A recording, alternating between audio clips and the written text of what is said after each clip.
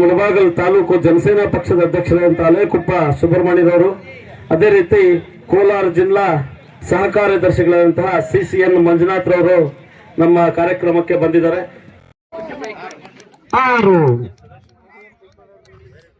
ಈಗ ಸ್ಟ್ರೈಕ್ ನಲ್ಲಿರುವಂತಹ ಒಬ್ಬ umpire photo ನೋಡಿ, ಸೇಮ್ ನಮ್ ಸಚಿನ್ ತೆಂಡೂಲ್ಕರ್ ಅಂತಾನೆ ಇರುತ್ತೆ. ಅದೇ ರೀತಿ ಹಂಗೆ ಒಂದ್ ನಿಮಿಷ ಅಕ್ಕ ಮನೆ